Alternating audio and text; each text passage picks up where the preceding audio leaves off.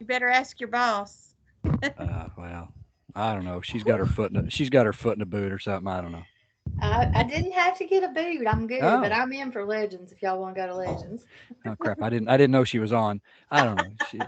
Good morning. Somebody ran over her Christmas time foot. at Legends is a must. That's right. Well, Well, somebody's gonna have to Ron, sit in your good to see place. you, Ron. Hey, I, Hey. I better. I don't even know. I don't like. I don't. Has it been known, or have I made it known that I don't like teams? Just saying. We appreciate you making it known, Ron. Okay, good job.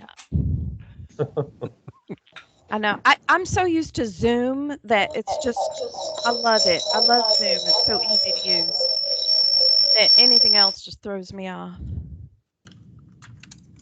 I like Teams because of the backgrounds. I can't get those on my Zoom. Oh, I forgot about those. Let's see. They're cute. Backgrounds. Oh, I wish they had a Christmas one. You can add them. Yeah, that takes effort. I don't want one that bad. That's terrible. I just want them to hand me one. Okay, everybody, we're going to get started. Good morning and welcome to our December leadership webinar. I'm Jay Baker, the Assistant Commissioner of Adult Education at the Department of Labor and Workforce Development. I have lots of the team here with me today to go through some updates and information for everybody, and we'll have some time at the end for Q&A as well. Certainly hope everybody had a good Thanksgiving and having a good holiday season. We wish you all the best. Certainly have our thoughts with our friends in West Tennessee with the tornadoes. Hope you guys are doing okay. I heard AJ talking a little bit about some recovery efforts there. So keeping you guys close, and hope if you need anything from us as insofar as we can be helpful, just let us know. We're just going to jump in. There's a fair amount to cover, and it seems like we never have enough time at the end, so we're going to try to just get going. Again, thanks to everybody for jumping in on the new format with Microsoft Teams. Teams is our Department of Labor rules. I guess it's really state government video conferencing solution, and so they've asked us to start using Teams more exclusively so we can save some money and not be paying for 3 different platforms. And I think that makes sense as trying to be a good stewards of taxpayer dollars. So Teams is probably going to be the way we go going forward. If you do have issues with that, Ron, then keep it to yourself. See, okay, you had to introduce that to me. I'm okay with it. I just have preference. I'm just kidding. I actually do not prefer it either. I think Zoom is easier to use, but it is what it is. Hopefully we won't have too many technical issues and we can iron those out as we go forward. So let's jump into the agenda. First, I'll go over some general updates, a quick reminder of some of our strategic priorities for our strategic plan, a quick update on personnel changes here at the state office, talk a little bit about a new newsletter we're going to start publishing, and give just some reminders around doing team meetings and communications for you guys at the local level. We'll then have performance and accountability updates. We're going to excuse Latoya today. She is out in an appointment, but her team will be discussing enrollment, performance, and budget numbers, student data policy training, especially with our new workforce development initiatives, the new MSGs. We had that new state student data policy that we still need to give you guys training on, and so there's an update about that. And then a TABE, COSTUS, and HISET update. The last piece will be from the program development operations updates, Teresa and her folks, updates about TAPED, the professional development system, and Schoology. An update about the curriculum, including WIN and North Star, Burlington, anything else that they have for you.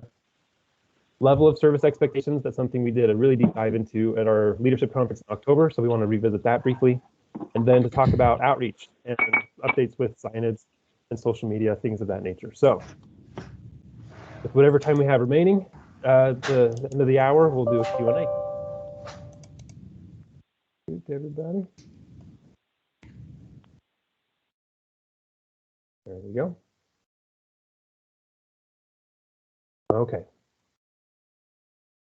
Our strategic plan, we went over this pretty in depth as well in October at our leadership conference, but I wanted to again remind and highlight some of the major priorities that we have for the statewide program. First and foremost, we'd like to continue to work on improving program performance, which looks like improving our enrollment numbers, our level gains and diplomas, the bread and butter that I talk about all the time, right? This is the foundational part of adult ed. Just doing the best we can to have more and better strategies to get those numbers up, because that's a lot more people who need our services and get good service so that they can fulfill all their education and career hopes and dreams. So that's always going to be number one goal. Second goal, establish workforce development initiatives and soft skills, digital literacy, and career coaching. This hopefully is not news to anybody. We've been talking about this one for a long time too, but it is a big strategic priority. We really appreciate all the work you guys are doing in this space. We know there's a lot of growing pains here. So some folks are farther along than others, and that's fine. Some folks have more capacity than others, and that's fine. And so we just want to continue to push a little bit at a time to keep moving forward in this space with your education workforce coordinators and working with your WIOA partners at the local level. And so we'll continue to have this focus in 2022. And the last one is to expand corrections education and justice involved services. So again, thank you to you all who are working so diligently with your local jails and trying to establish those relationships with your corrections folks on the ground. So that's something else we're going to continue to push on, to say like, hey, how can we continue to help this important population of students who are justice involved? What we are working on a little bit behind the scenes, I want to give you an update on our alternate pathways project. I was able to present to the State Workforce Development Board about our proposal and how we want to establish these alternate pathways. I pitched that to them in November, and we have their endorsement to move forward, which I'm really excited about. I think that's an important piece of being able to move forward, is having their backing.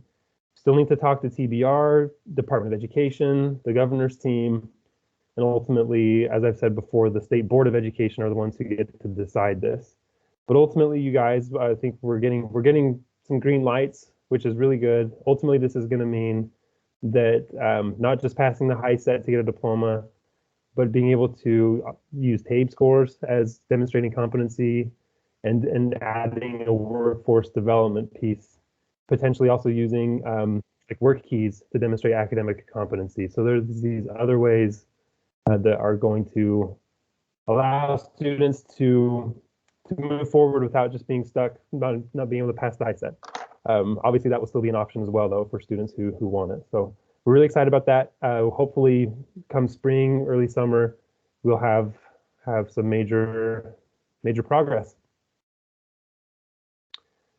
One last thing to let you know, kind of what we are working on here at the state level, is doing a lot more in the space of training. We owe you guys more and better training. We have given you so much to think about and so much new curriculum and products, and we talk so much about these workforce development initiatives and all of the systems training that goes into that, and then the corrections piece. There's just a lot that we have put on you guys, and so we want to make sure that we set you up for success. That's a phrase I like to use a lot too. And I don't want there to ever be a sense that we're giving you so much and then then we don't set you up for success, and then we kind of come and get mad, or we question like, hey, how come you're not doing all that stuff when we didn't set you up for success in the first place? So it's a balance there. We all have capacity issues here as well, but we really want to make sure that we are being as helpful as we can to give you guys good training and technical assistance.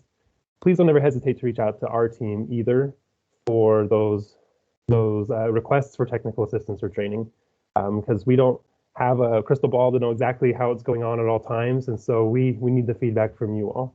But that is a commitment that the state team has, is to do a more and better training in the coming year. Jay, I'm sorry to interrupt. I hope it's okay if I interject a question. Yeah, go ahead, AJ. The justice involved, we're seeing kind of inconsistencies with our jails in our local area. We have a jail class still implemented in Carroll County, but we reached out to Benton County to see if we could come back into the jails because, we had to pull out due to COVID. And they said that the state had not cleared them for things like that yet. But I feel like that's kind of inconsistent with some other areas. Do y'all see that across the state right now? What are the other AE programs doing in the jails? A great question, AJ. And I think the answer is it does depend on your local jail. Some are letting things kind of be business as usual, and some are not. And so we don't have administrative authority over the local jail's decisions in that regard. But I do know, and maybe if anybody wants to speak to this real quick, that even if they're not like letting you in or letting teachers in to actually have class, it will, depending on their infrastructure there, and this may be part of the issue too, is the ability to come in and offer online learning, or we are launching this Project REAP with the APDS tablets it's a tablet that has internet access that can go in behind the walls to help students when we can't have in person. So there are some solutions that are there. Does anybody want to speak to that though, with what they're doing so maybe twofold? One, what are you doing to try to get inroads with a jail who's not letting you in? And two, if they're not letting you in, how are you offering services? Leslie's got her hand up. Go ahead, Leslie. Okay, so getting into the jails has never been a problem with us, and it sounds like you do have a contact at your local jail. For the jails that do have the infrastructure, we are doing, excuse me, classes via Zoom. For the other ones that do not have the infrastructure, they've allowed us to at least paper-based tape them, or they have we have a volunteer who works for us and is also an employee of the jail. And then once that comes back, then a teacher puts together a packet of papers, and that same volunteer takes them back to the jail for the student to work on the packet. So we would really love to see the infrastructure in each jail, but at this point, I think that that's up to each individual jail. But we've got 2-3 other ones who are letting us in with no problem whatsoever. Live classes. Thank you, Leslie. That's good feedback. Lynn, you had your hand up? I do. In fact, I'm gonna go ahead and put it down before I forget.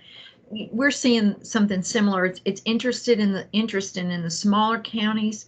They have been much more willing to let us in. Now it's variable.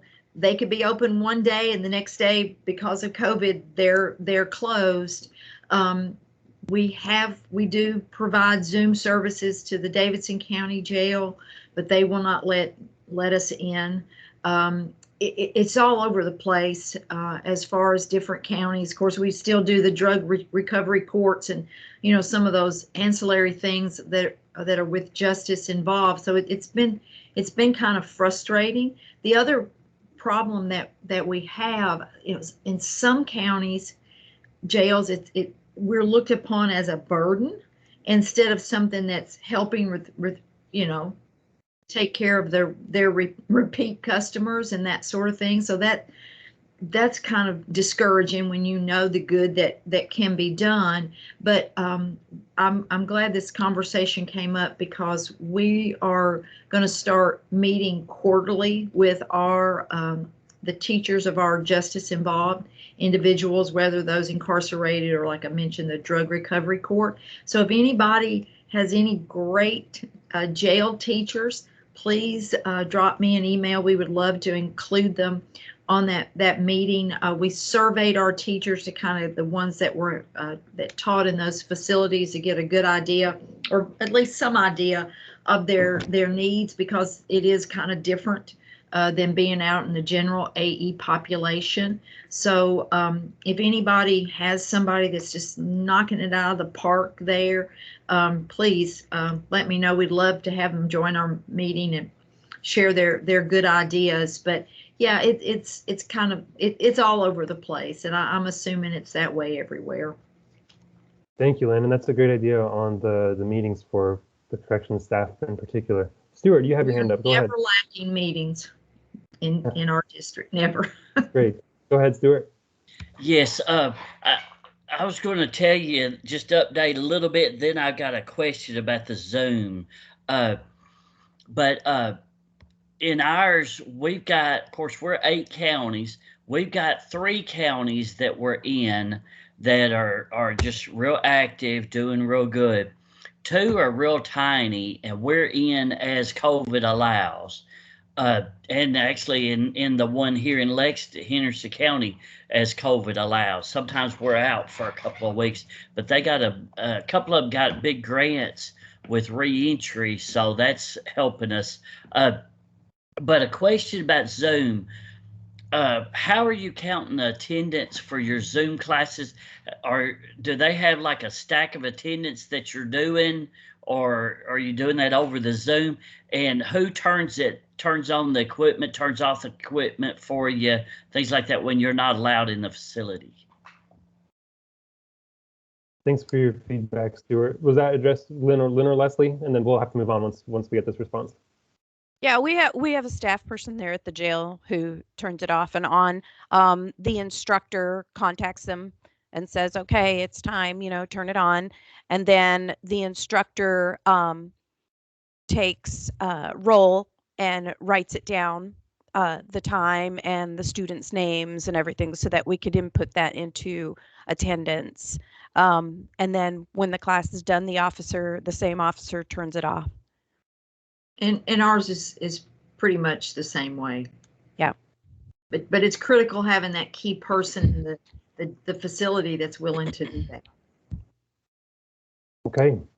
Thank you all. Great discussion. AJ, thanks for raising the question.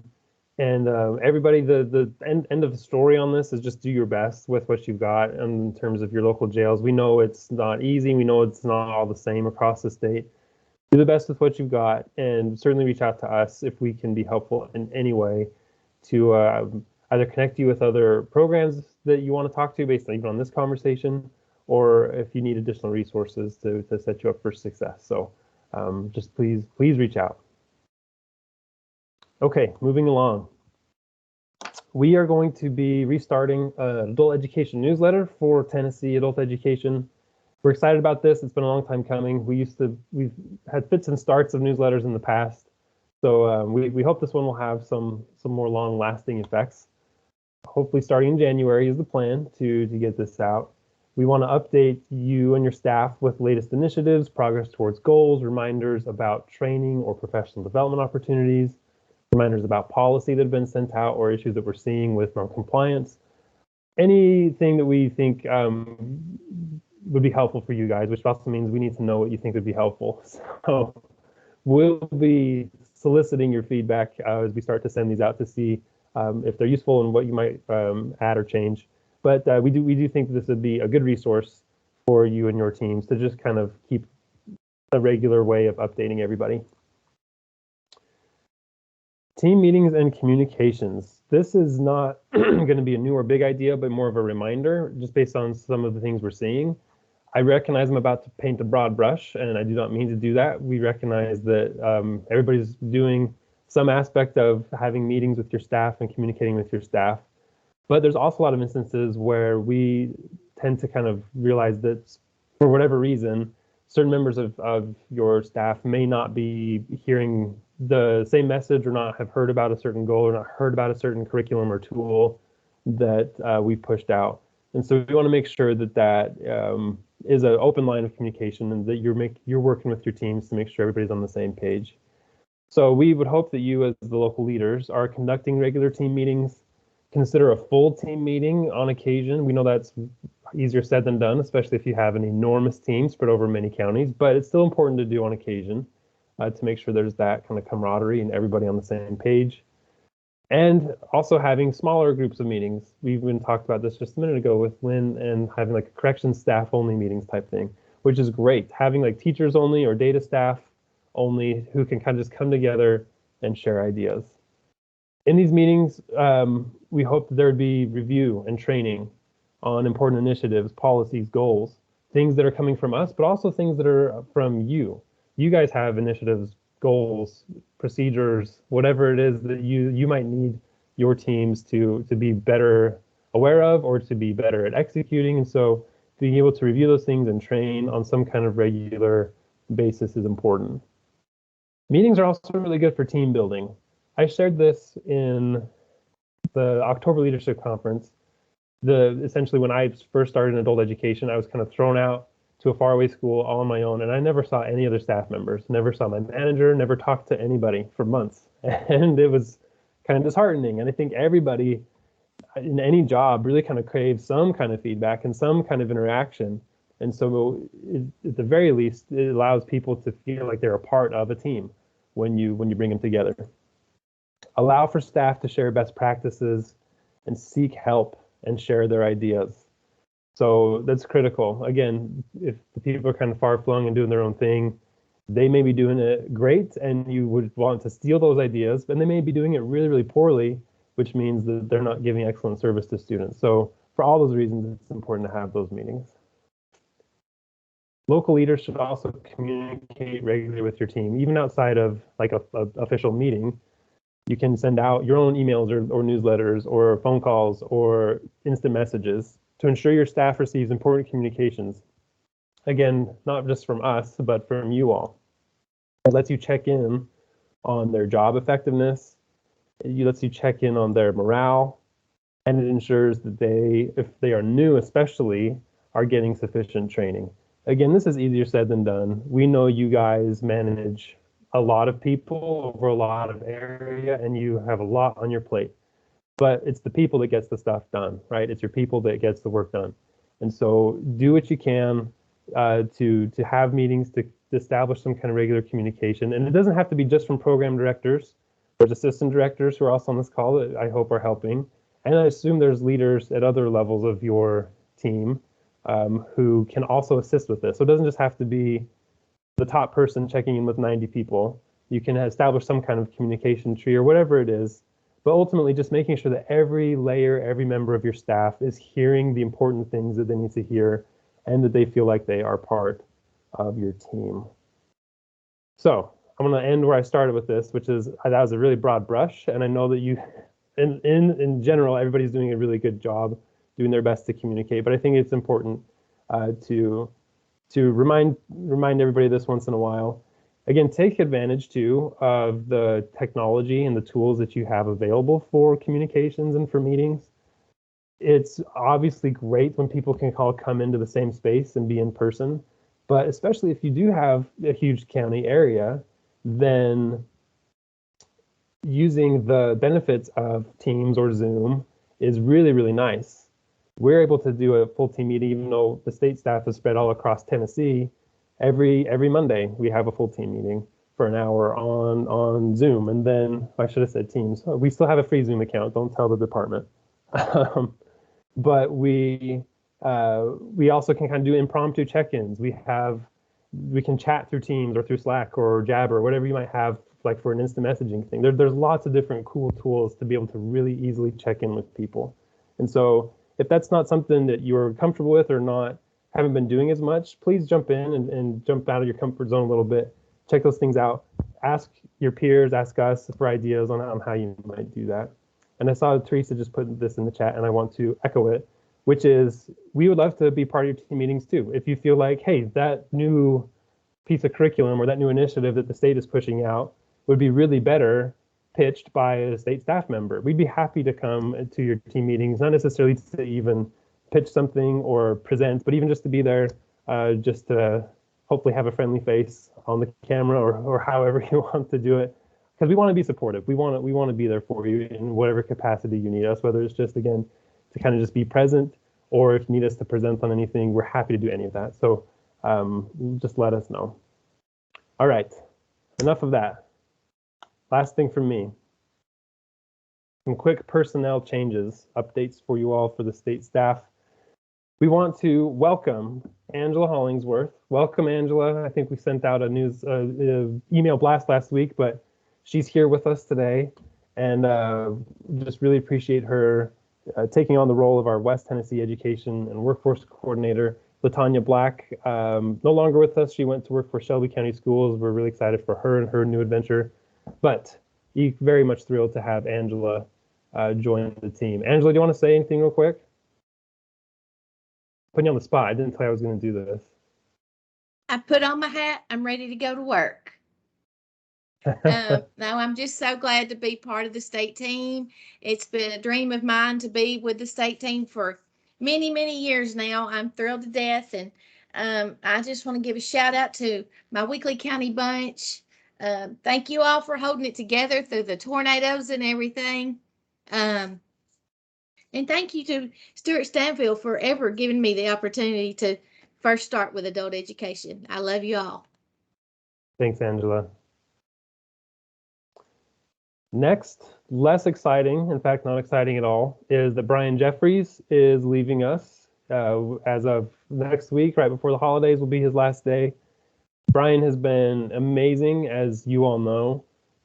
He's really come in and simplified some fiscal processes for us, and he's worked with you guys really, really well to help make sure your fiscal aspects are all squared away.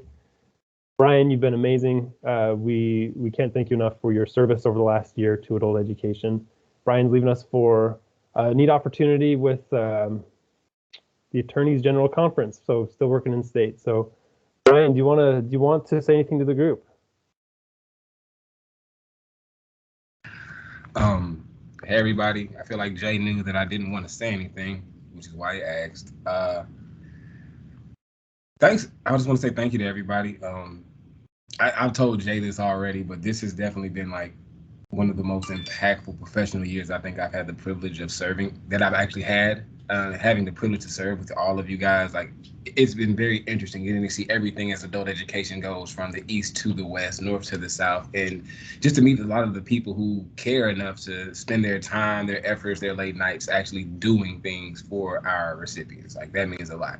I know Miss Teresa's a crazy person that stays up to 1, 2 o'clock in the morning doing this stuff, but I'm sure that all of you are as well. So I just definitely want to say thank you. I've had a great opportunity. Thank you for allowing me to be here. And yes, Jay, no thank you for putting me on the spot, but yes. Thanks, Brian. We wish you all the best, my friend, and thank you again. So we'll be posting for Brian's position in the very near future. In the meantime, please send all of your fiscal correspondence and any requests for fiscal needs. Go directly to LaToya, and she will take care of you. Lastly, we have our Director of Academic Services coming soon. We're still in the application resume interviewing process for that, but we're wrapping it up very, very shortly. So hopefully next time we come together, we'll have a person identified for that role, and we're excited about that. Okay, that is not all I had, because I have this slide real quick. Sorry. Save the date for our Q3 Leadership Conference. It will be January 25th and 26th. Just like we've been doing, it'll be virtual, the 2 half days in a row, 8:30 to 12 Central. Please save the date on your calendars, 25th and 26th, and that will replace our January monthly leadership webinar like this, and we'll have that 2-day conference to go a little deeper into these concepts and discussions and be able to do more feedback and sharing and all that good stuff. So 25th and 26th of January.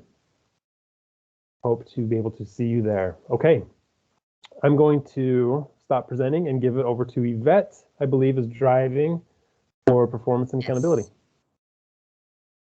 All right, well, as I pull this up, give me 1 minute.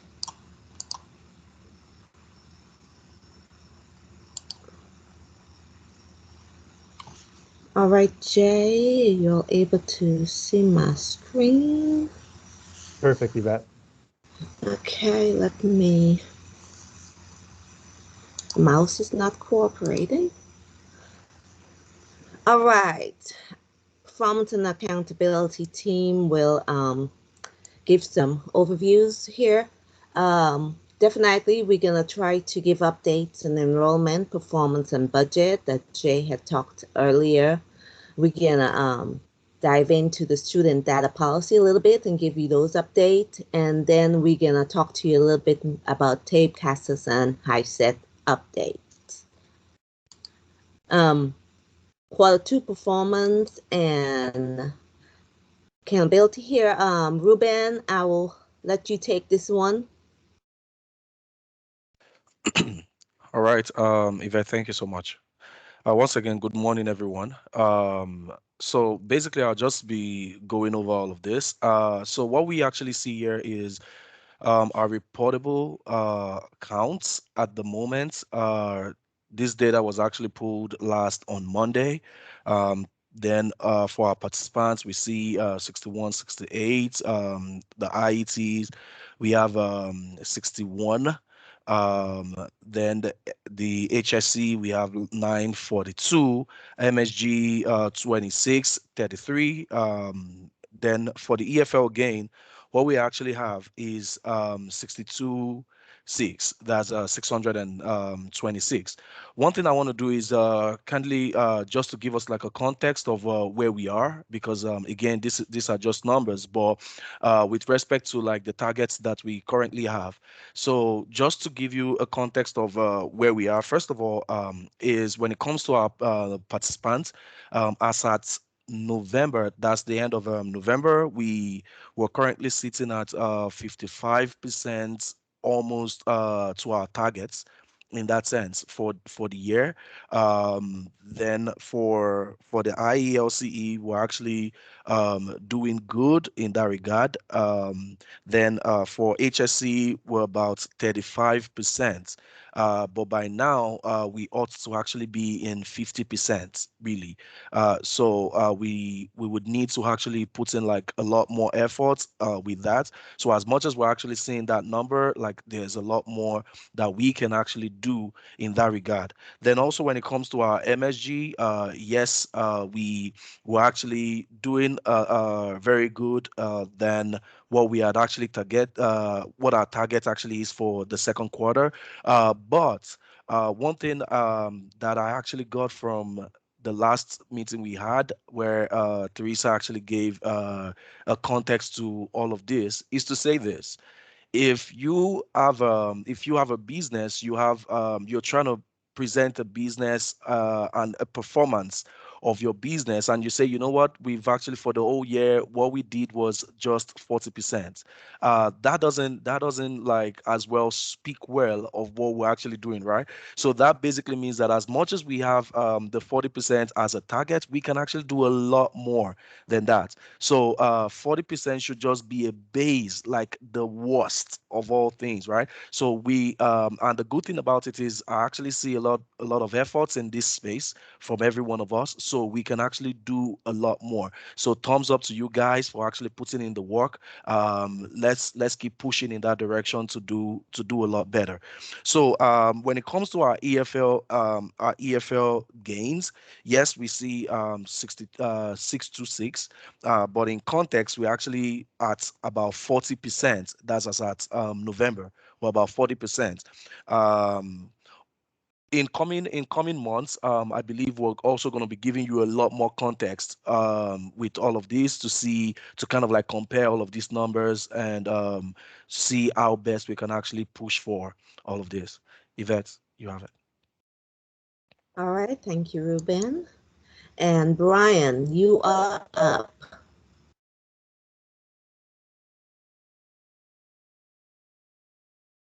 Did we lose Brian? Sorry, I was on mute. Hey, everybody, this is just the budget part. This is a high-level overview.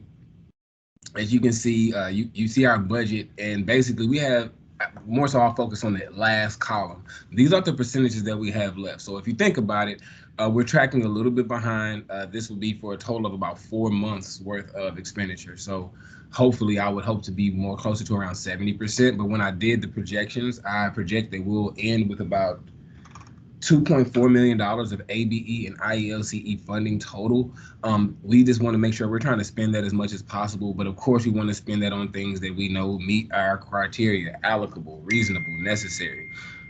We need to make sure that is happening on a consistent basis. So that if you need help with ideas, of course, you can reach out. We can try to figure out how to help you to spend your money better. Ways to line that up. Luckily, a couple of high-level things that we're happy about. Jay's already mentioned. We did have a new ILCE contract to go out, so we're very excited about that. And in addition, I wanted to talk to the fiscal staff and our program directors. Everybody, whoever clapped, thank you. To our fiscal staff and our program directors, everyone would have received that AE General grant. That AE General grant is 100% state dollar grant that can be used for high set and high set cost. We want to make sure we try to spend that if we can. If you need ideas and ways of help to figure out how to spend that, please don't hesitate to ask. In addition, if you do not spend that, we probably will have to embark on what I had dubbed a recapture reissue policy, to where we actually recapture that funding. So basically it will be a decrease into your award for the AE General. I'm not talking about ABE. I'm not talking about ILC. No one freak out. I'm talking about the AE General grant, which is for the high set testing. If you're not using it, of course, we will recapture it to repurpose it out, because we do have other providers who are already about halfway through their AE General grant funding allocation, which means they are doing the testing. And so if you're not, we're just probably going to repurpose those funds back to where they can be utilized, so we can actually make sure we're spending the money that we get. Take two, like Jay said, I will be leaving, but there are a couple of things that you all need to keep in mind even when I leave. The last day for your amendment request or critical needs request, everyone pay attention. The last day for your amendment request and or critical needs request will be April the 15th. It's tax day, so no one should forget. If you're submitting your taxes, make sure you submit if you need a critical needs request or an amendment to your contract to increase your spending limits by April the 15th of 2022. All right. That's going to be two big things. That's going to help our state team to stay on target, stay on track. That's not going to put us up against any deadlines, any walls, and that should help us to be able to get you the money you need to fulfill your program. Once again, everybody, just make sure that we're doing everything we can to try to better map out our plans and our budgets so that we can actually make sure we're spending the money, because we want to spend that money. We want to provide these resources to our participants, and we want to give them the best chance possible. Another update for you guys really quickly. I know we said we're going to go into the Smart Simple system, and that is 100% the plan. We have had some delays, which is why we have not had training. There's issues with our integration in Edison. Edison is the system that we use to get you guys paid. So without there being that integration there, it's hard to sign on. So we will potentially be going, well, actually not potentially, I'm telling you, we will be continuing the method of which we have been using. I'm submitting that. I will provide some additional information and additional tracker type things so that you can submit your monthly reimbursement request and monthly expenditure reports so that you can get those in on time. We're just going to keep going the same way. Those will still be due on the 15th of every month. If you have any questions about them, you feel free to call the state staff. As Jay said, my last day will be next Wednesday. Where I'm going is still state government. So I have told my boss, and so I will be around. I will not be around every day, and I won't have access to the cell phone to answer your questions, but I will be here to help if you need help sparingly until whoever my new boss, he gets too tired of it. But we'll take care of you. We will make sure you're straight. I'm not going to leave my friends, which is my AE family, high and dry. So we're going to make sure that you guys get what you need. But please make sure you continue to communicate. Continue to communicate. Continue to communicate. If you need help, continue to let us know you need help, and continue to do those brainstorming ideas that you have been doing across the state. Those have been amazing. We have had great outcomes from that. And you guys just letting each other know what you're doing in your area as best practices. That has been great. So just keep doing that so we can make sure we spend this money and Jay can be happy and happy and happy. And that's all I have. Thank you, Brian. All right, so we're gonna move into the KPIs. So Ruben, you're gonna take this other slide.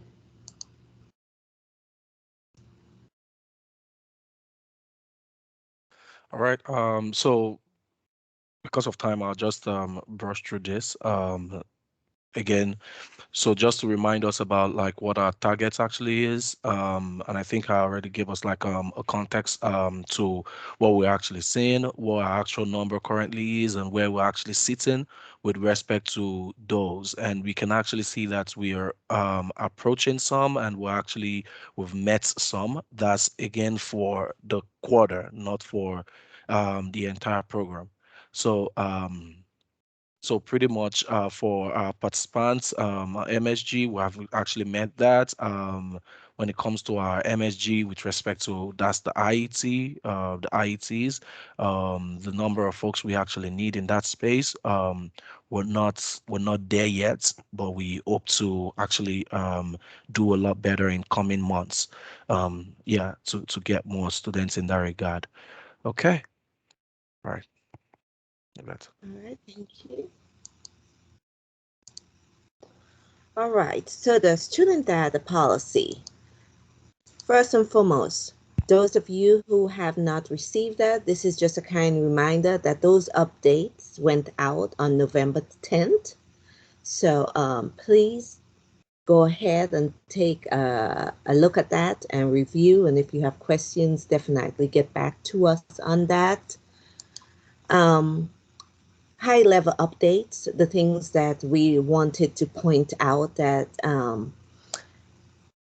the policy is covering now. A08, that activity code that deals with dual enrollment in post-secondary or training. We want to remind you that code is only for students enrolled in post-secondary education and training while they're participating in adult ed. This does not include those students who are taking part in an IET or pre-apprenticeship. So let's make sure that we are taking making sure those students who needs to be a part of that code. And that is found in section 6 of the policy. Other updates that we have made is we have added a couple sections. One of those was added to explain the ways students can earn their measurable skill gain. We heard you loud and clear, so hopefully section 7 there will give you some more detailed information on that. And another section that we have added is to help explain how to capture post-secondary credentials. And that's in section 11. Couple more updates that relate to that. Jay have talked about, I don't know what happened here, but let me go back. Something went. We are planning on hosting some training in early January, so stay tuned on that. We are planning to do these virtual live sessions and recording them and making sure that they're in a professional development platform tape. So please look for those. We strongly encouraging your data entry staff and as always, your program directors are encouraged to attend this session. The specific dates is not here as yet, but just look for those. Let's shift a little bit just to tape, CASAS, and HiSET updates. In regards to the HiSET, we are seeing an increased number of students going to tests, which is great because as Ruben had talked to you about the HiSET goal there, we are a little bit behind there. And we're hoping that as more students go and test, that will translate into more pass for our state. So definitely encourage your student to go ahead and test. I have been given the privilege now to do the 17-year overrides in the ETS portal. Hopefully that will save us some time for me sending that on to our ETS folks and waiting for a reply. So go ahead and continue to send me those overrides. Make sure that you include the documents that are needed for review.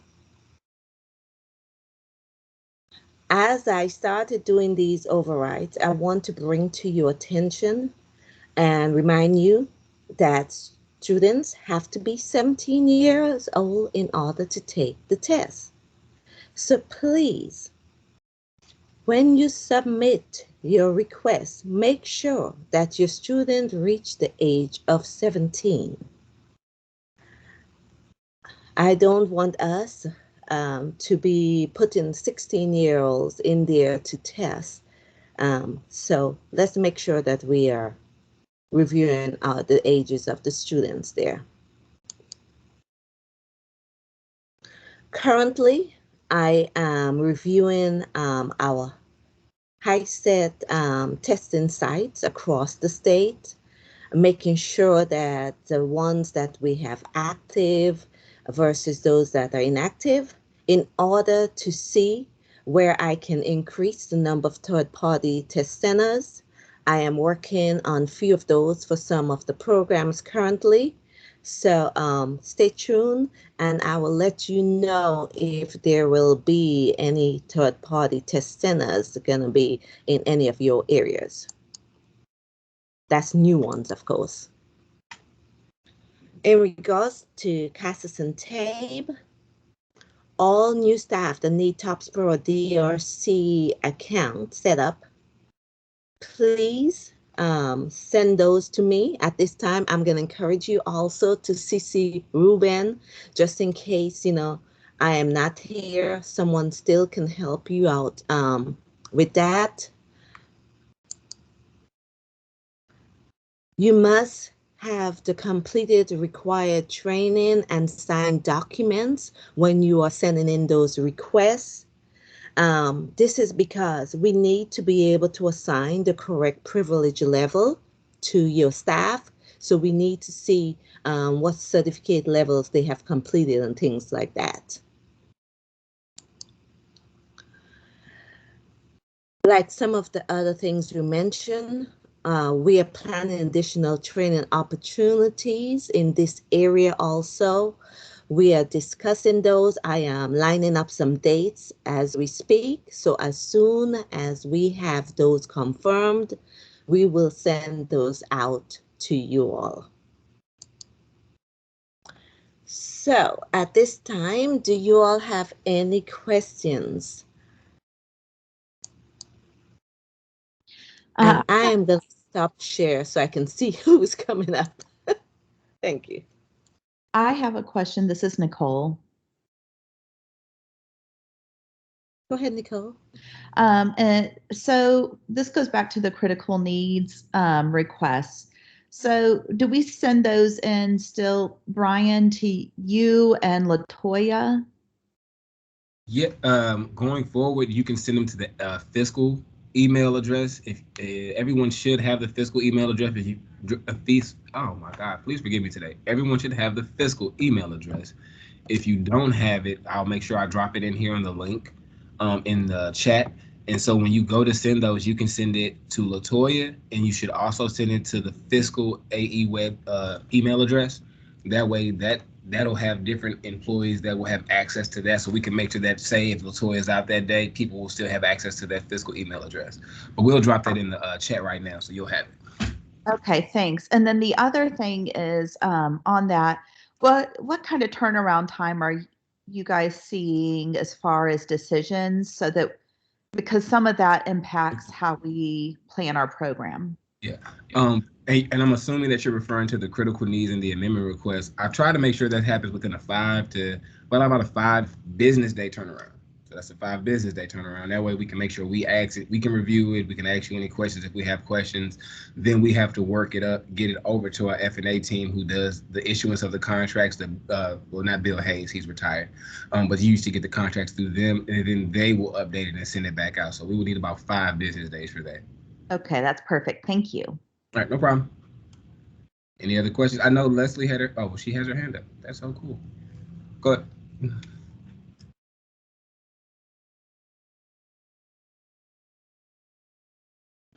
Hey, Leslie, you're muted. Okay. Can you hear me now? Yes? Yeah.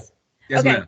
The question that I have is that it's been quite some time since we've had any new information given to us in regards to what we can and cannot use critical funds for.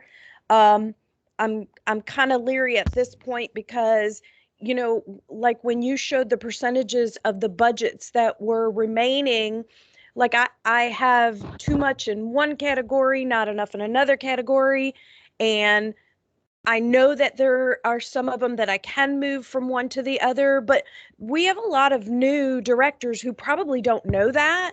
And it's been a while since the policy has been updated as to how we do the critical needs requests and the restrictions and guidance, policies, procedures. I can't remember the last time we had one come out on critical needs. Okay.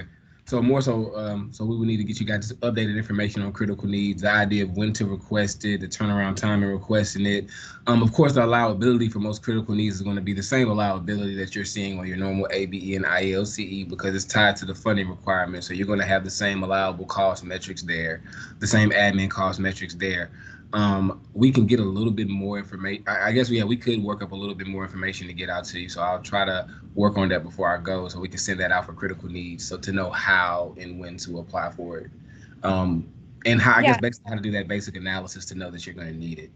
Right. And then some of them might not understand that, you know, you still required to do in-kind match on that critical needs requests also. Yes. So, and then the written guidelines, policies, procedures on moving line items from one category to another has changed so many times in the past few years that if we have something updated in writing on that to add to our current policies, that would be helpful as well. I'm just trying to get all this in before you leave us. I see. So I'm writing it down so I can make sure we get it out. Okay. Linda, you had a question? Yes, Yvette, when you were talking about the override that you can do for HiSET now for 17-year-olds, were you referring to the virtual testing? Yes, the virtual testing, Okay. the in-person, they still have to take their recommendation form, but I will be able to do all the virtual if you send me the recommendation form. And Okay, you scared me when you didn't say virtual. I thought I'd not been doing something we were supposed to be doing. Okay, and No, one you- other thing, the DRC accounts, those need to go to you now. I mean, in the past, I've been able to set up their accounts, so we won't be able to set our teachers up ourselves. Yes. anymore. yes, you can do those things. Okay. All right. Thanks.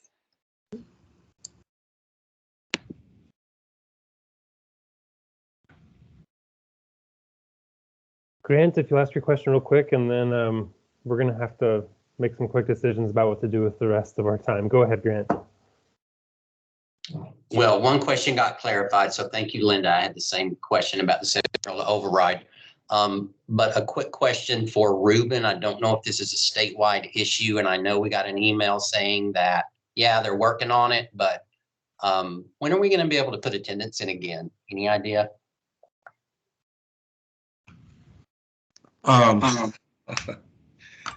So I really cannot say like when, because again, so what they had done is, so we had an issue before, and in a bid to actually solve that issue, this actually did happen. So now they're having to solve both. So I can say as soon as possible because we've actually moved it to critical. So it's, yeah. Thank you, because it's backing up and we're backing up on the holidays, so it's kind of getting to be an issue. Yeah, we're so sorry about the inconvenience and all. I'm actually seeing to it. I'm actually on top of like everything to ensure that they see this as priority and work on it as soon as possible.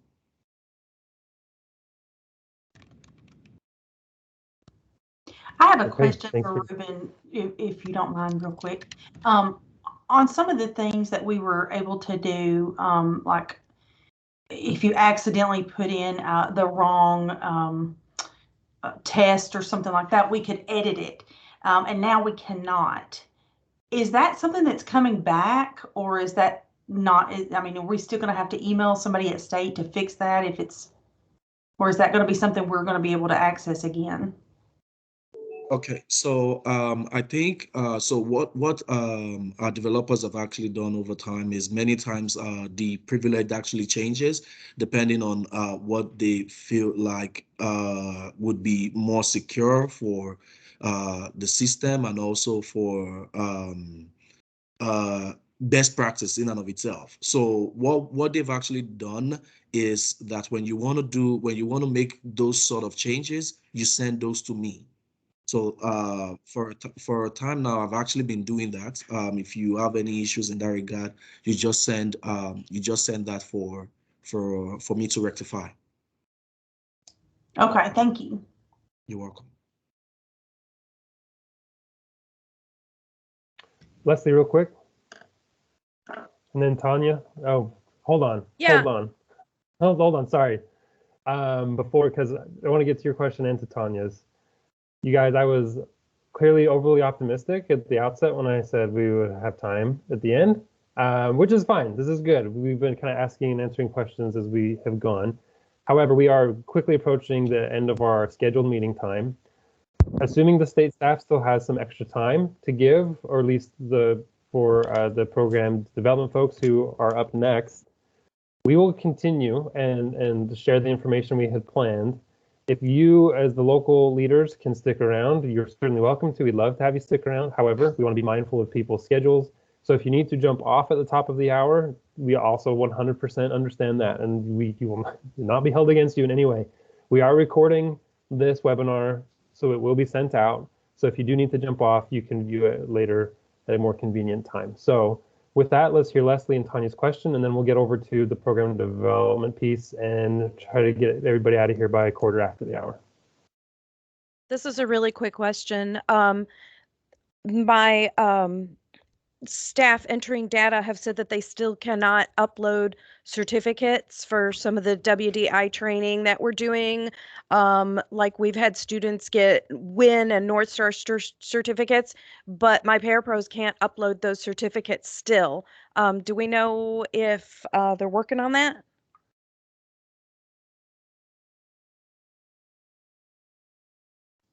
Yeah, so I don't think that has actually come to me, except you're talking about the same thing that I think it is. So if what you're referring to is workplace IT stuff, right? That's what it is, right? Okay. Yeah, so it's No, it's the certificates, like anything. We can't upload anything. Like none of my staff are able to upload anything into Jobs for TN. Just for TN. Yes. So we actually had that issue, but that issue has actually been resolved. So I'm surprised some folks are still, yeah. So when Brenda tried this morning and she still can't do it. Oh, wow. Okay. What I'll say is if she can kindly send me an email and also take a snapshot of what error message she's actually getting, and I'll work on that. Thank you. Okay, thanks. Yeah.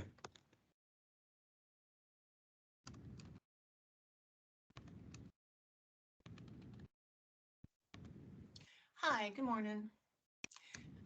This is a quick question too. I know Ruben knows all about our ghosting issues as far as OPT scores disappearing. But are we the only ones? This is statewide. No, you're not the only one. This is actually statewide. Okay. Yeah, so if you remember, Tanya, like what we actually had ghosting or what we were not able to work on prior to this time was actually the ISET PT, and they actually had that fixed. Then what we had noticed now is the assessment. So so that's the thing about the system. They fix one thing and it seems like another thing actually breaks into the system. So we just we have our hands like fingers crossed and hoping that all of these things are actually better done. So one thing I'd actually, because I know this actually disrupts our business activities, our daily activities. So one thing I'd always advocated for, and I don't mind if they actually do this rather than taking one day to just solve one thing, but I would prefer they do it like really good, even if they're going to take 2 days, 3 days. So one thing that I've advocated for is the fact that if we have one issue that we're actually letting you guys know, please go into the system and ensure that everyone in the system doesn't have that issue, and not wait for us to like indicate or tell you, point out like that issue for you to kind of resolve, because that causes a whole lot of things. So they've actually been trying to work on that. I think it's just a lot on the back end, considering the logic that they've actually put into all of these things. But I'm hoping that someday, very soon, Just for TN is actually adaptable to fit our business need. Thank you. I know you're working hard on it. I just didn't know if we were alone in this fight or not. So thank you. No, you're not. You're not. Thank you so much. Thank you guys so much for your patience. You guys have actually been very, very cool and awesome, understanding. So I really do appreciate you guys actually working with me in this regard. So thank you. Thanks, Brian. Sorry, Ruben. Thank you, Ruben. Brian's chatting me on the side. It's confusing me. Ruben, thank you. And good questions, everybody. Rest assured, we are doing everything we can on the system, you guys. We've raised it to our department leadership too, so they can raise it to the powers that be over at GSI, the vendor. It's very frustrating. We're frustrated too. We're frustrated on your behalf. So please know that we are advocating tirelessly to get this stupid system working the right way it needs to. All right, Teresa, let's go over to you again. If anybody needs to jump off, welcome to do it. We'll send out the recording later, and we'll wrap up here in the next 15 minutes or so. Go ahead, Teresa. Thank you, Jay. And Rebecca's going to share her screen with us really quick. Thank y'all for being patient and hanging in there with us.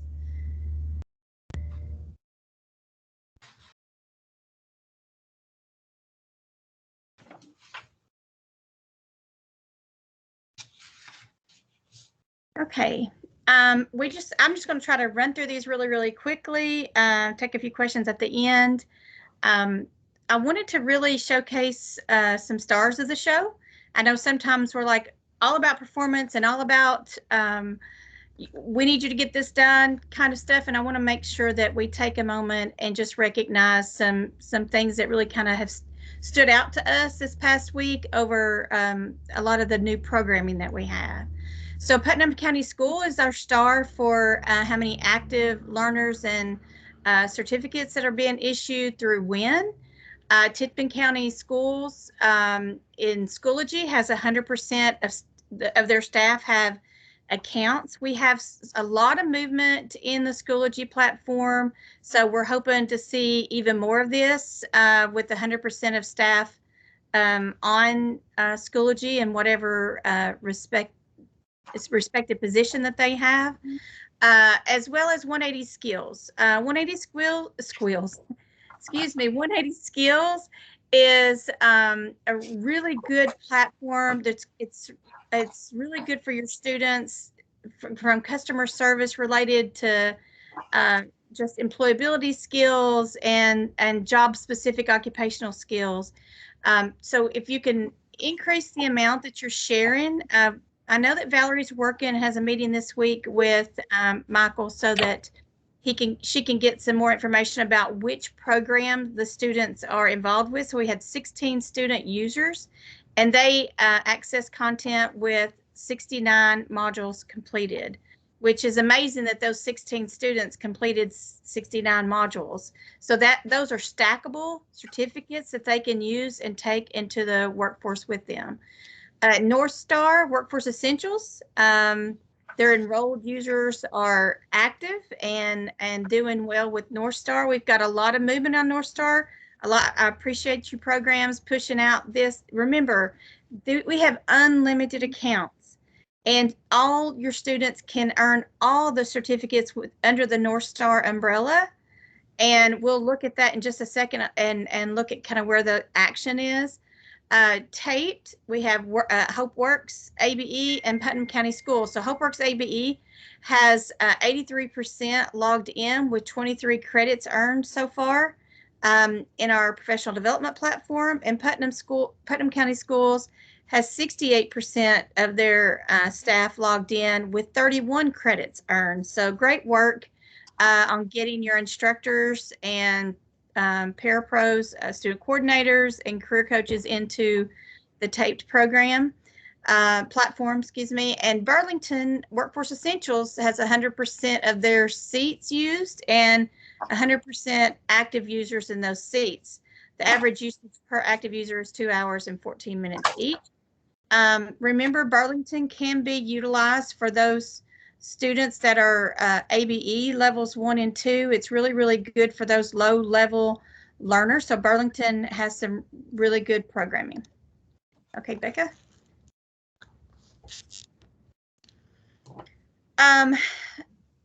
In Schoology, Valerie, you want to jump in really quick and go over Schoology and Taped? Yes, and I'm going to keep my camera off. I apologize. It's been causing some lag. But with Schoology, we are moving it forward to be our distance education platform. It's encouraged for use with students who may not be able to attend classes in person, on site, or even through Zoom. Trainings on use of the Schoology platform are housed in the Taped platform. Content includes an instructor group, a director group, a career navigator group, an ESL IELCE group. 180 skills are housed or is housed in Schoology, and the TABE ebooks are also a resource that's housed in Schoology. And there's also a staff portal group now. Announcements and resources are shared in the update sections for each of those groups. So it's important for your educators, instructors, and students all to be a part of that Schoology platform because of the valuable information that it does contain and that goes out each day or week with content. For the month of November, we had a total of 73 active users, but knowing that we have over 400 accounts in there, 73 users really isn't a good target goal. We want to see it being used. Only 46 of our students accessed content for the month of November. So it's critical, once again, to utilize the resource for distance education that we've provided. No courses using 180 skills were created during November, but those that were already created, 50% of the 46 students viewed them. So we know that it was a majority of the use for November.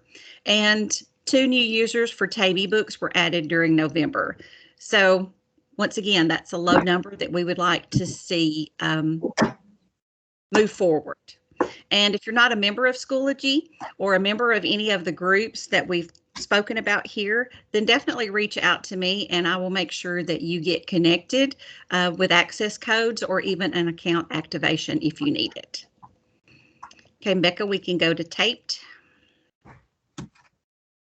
So we know that Taped is our Tennessee Adult Education Professional Development Platform. It is an avenue for you to use for teacher support and growth. Content currently includes 70 courses, various titles, various opportunities, but now we have the AE New Teacher Orientation course, AE Policies course, AE Fiscal courses, Jobs for TN courses and trainings and access, CASAS trainings, HiSET trainings. Staff portal information is also housed there. There's corrections content for new corrections instructors, and then how to provide that instruction. Adult learners content, distance learning support, including the Zoom and Schoology resources, and then workforce curricula content is also now housed there. So there's a lot of worthy information that you can definitely recommend to different instructors as they're moving through your program. There's also a course for you on how to recommend courses for your teachers. Educators must have a Schoology account in order to access content. So I know one of the programs reached out that their teachers could not access it. Schoology is the LMS for Taped, so it's still critical that you have an account in both platforms. Once again, you can reach out to me with any teacher updates, changes, or access needs. I did put a link for our shared spreadsheet here at the bottom. It says make changes here. Once again, if you go into the spreadsheet, add any new instructors, new teachers, so that we stay up to date on who is employed in our programs, I will, and if you highlight them, I know to go in and create the accounts for them, and I will send them emails once those are created. 42% of our staff have logged in and accessed a course. So that's an average of 147 people. 13 out of our 14 programs have someone who has utilized the platform. We still have one program that has not accessed at any level. 12 programs have educators who have successfully obtained course credits, which is exciting. Of the 42% that have logged in, 55% have obtained one or more credits for course completion. And of those having acquired those credits, North Star Digital Literacy, the Tennessee Electronic Library, and Distance Education Strategies and Solutions are the main content that they're accessing. And we will be transitioning to registration and announcements for upcoming trainings and events. So definite use of the platform is going to be critical to stay up to date once again on information and availability of content. Thank you, Valerie. Becca, can you? And I did see a hand raised.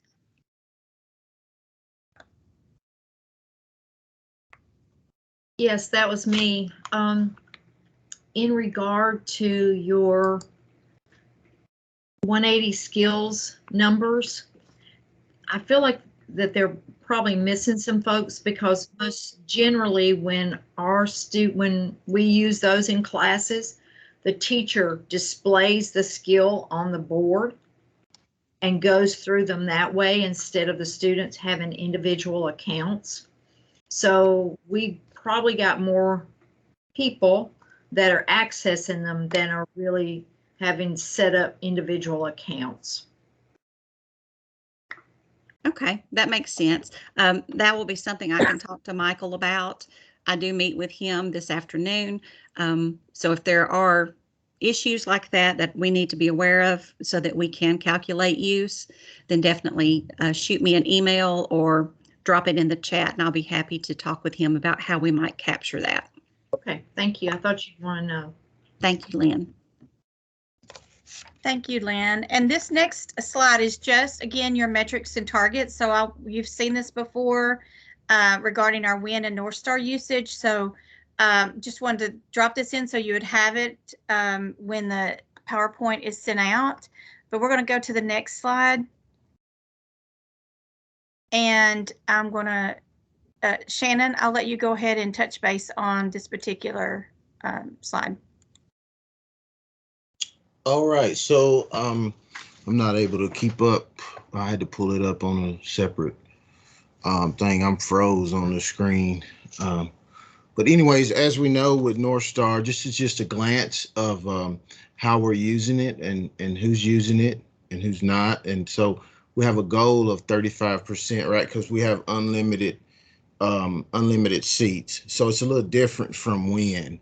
So I think WIN has 20% of your allocated seats, but we have unlimited over here. So it's 35% of your target to serve. So with that being said, this is kind of a bird's eye view of how we're using it. And I didn't, if you'll look, I really didn't put some of the goals out there because, well, I didn't want to look at it. So, but anyways, with that being said, next to that slide over there, the courses, that's just a look at some of the courses that we're getting completed and stuff. So, and what they actually offer. So that's and North Star is really good, and it's really easy, and it's useful is what I'm saying. Like the ease of use, it's so, but it's very useful. So I think that's all I have now. Remember, one of our goals is December the 31st, right? 35% by December the 31st, and that's coming up. So a reminder on that. And then by 6/1/22, we would like to have 65% using North Star. So thank you, Shannon. So really quick, I'm impressed with the assessments taken so far. It looks like people are starting in the right place at basic computer skills and then building out to the interest of the students. So that's kind of evident when you see 127 certificates issued for basic computer skills. I also know that we did extend this to your staff. So if your staff is in need of Excel or PowerPoint or Career Search to be able to better utilize that for your students, then please remind them that they can actually access this. I know I don't have a whole.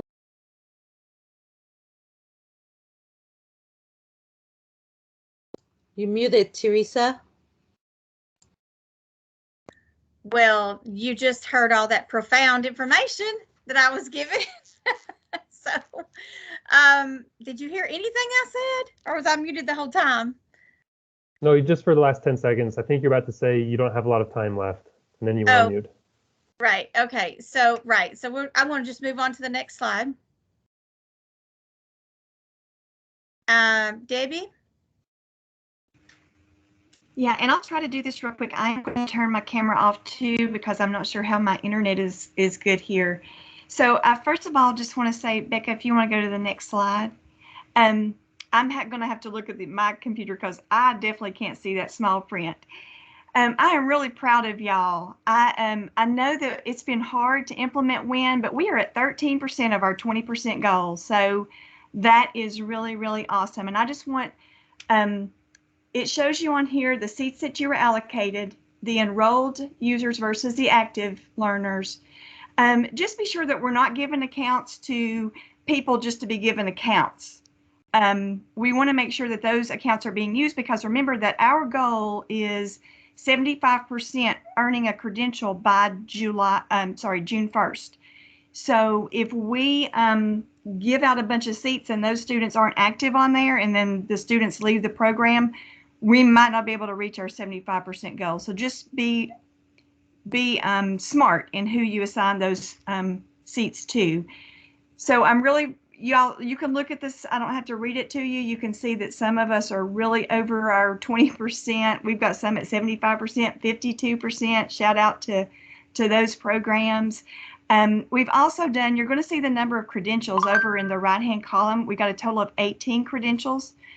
So we have been doing a little pilot across the state. More to come on that. We're still in the works on that program, but if we find it works out, we'll be bringing more information to you on that one. One thing I would like to say just real quick, I know that a lot of you, this is the last week for a lot of your part-time staff. They're going home for Christmas. Some of you are going to be off also. If you've got students that you think would use WIN over the Christmas holiday, I'm just going to encourage you to have somebody in your program go in and assign them an account to do this over the holiday.